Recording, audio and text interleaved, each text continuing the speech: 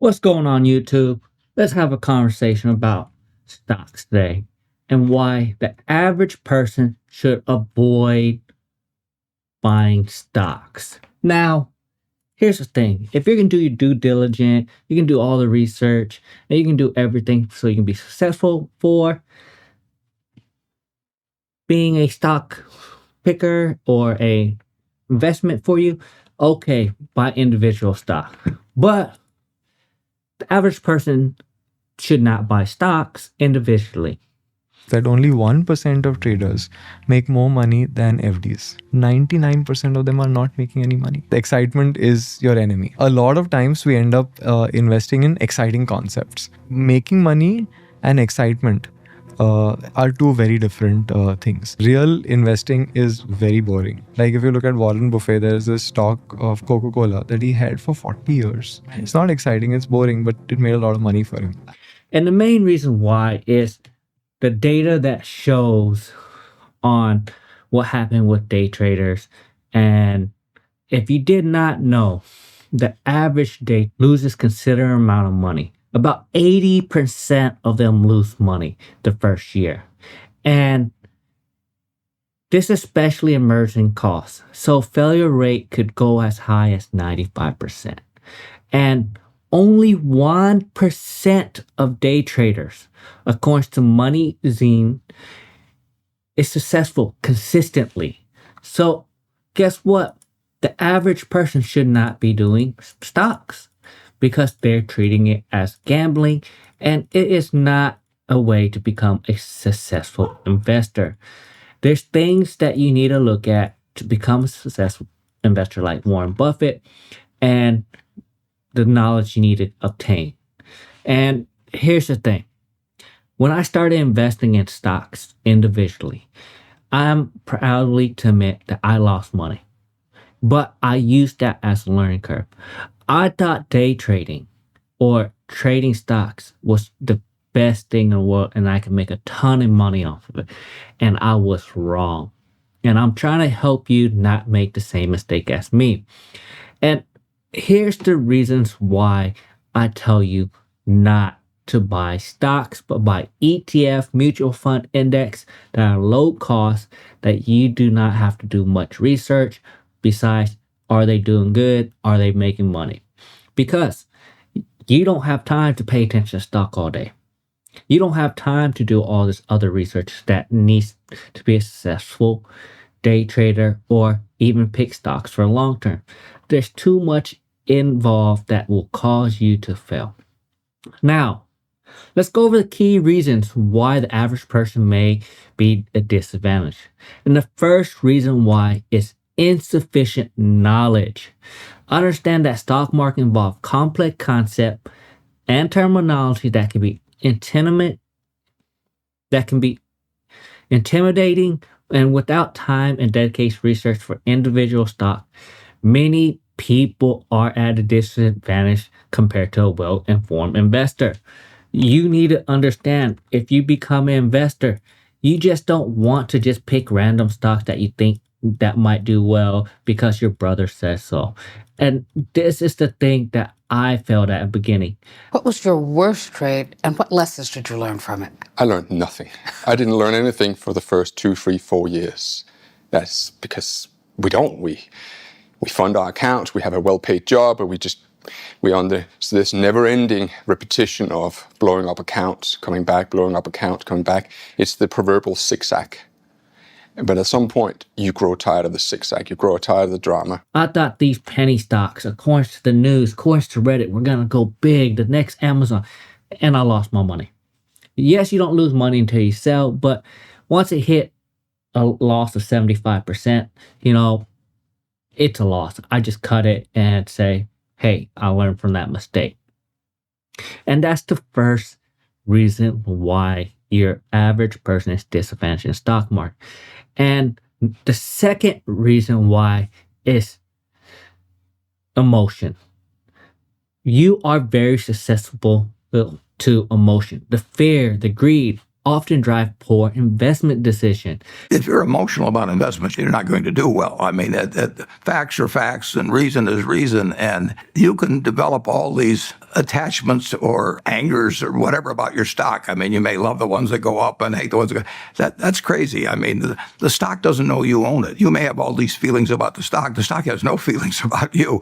Panic selling during a down market, chasing hot stocks based on hype rather than solid validation that can lead you into significant success. What happened is you go on Reddit, you go onto stock market, stock picks, you listen to other investors, and a lot of them don't know what they're doing. You go on ABC, NBC, the news station, and you listen to all these people. And at the end of the day, majority of the time, I found them to be wrong. So I learned to stop listening to people on the internet. I learned to stop listening to people on social media and the news station. What I now do is look under the foundation and if it's a company I want to buy. At the end of the day, if your emotion involved, the stocks can go up 10%. Oh, I'm doing good. I'm just hold on to it. Oh, it's down 10%. I got to sell. These are the emotions you are going to be going through. And I am trying to help you not lose money. Number 3, market volatility.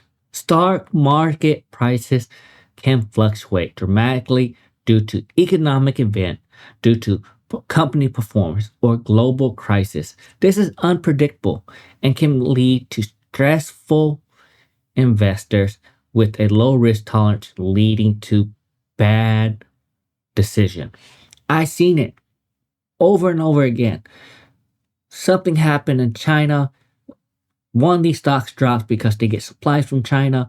Nothing actually happened. It's just a bad news the news media put out. It dropped 5% and they sell. Then the next day it jumps up 10%. Just because you don't understand market volatility. Market volatility is a thing. It happens, and when you get involved with it, you're just going to make it worse for yourself.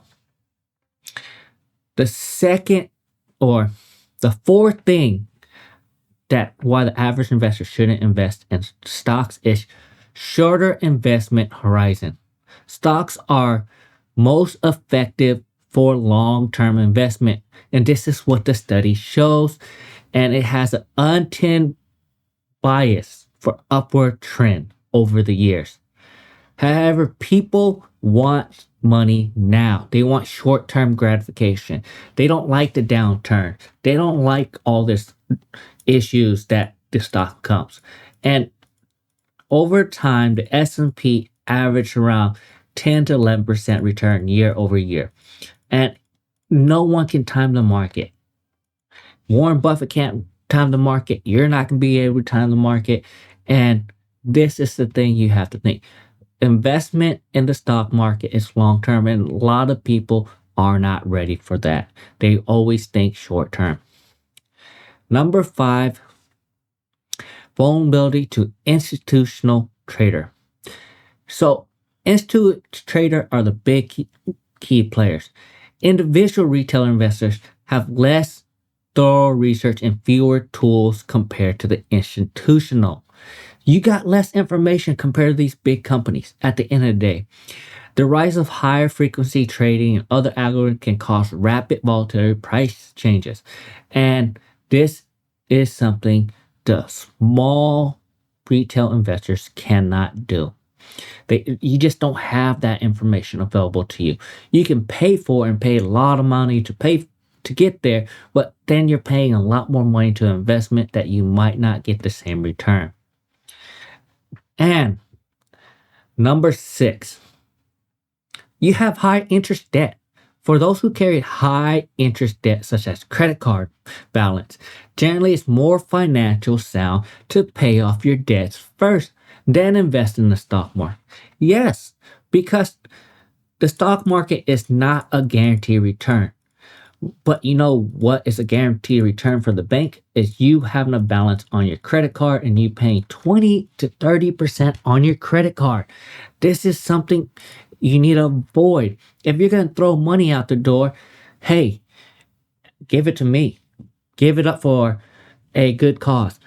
Don't be paying the bank this high interest debt because you're not going to be able to get the returns that you want. You're not going to get a 20% return year over year. Almost no one has. Even the best investor like Warren Buffett or all these other people, they don't get an average return of 23% a year, or 30% a year. That's just how it works. Now, the last and final reason why the average investor or should not buy stock is because they have no emergency funds. Investment in a market without saving a solid emergency fund is unexpected, expensive.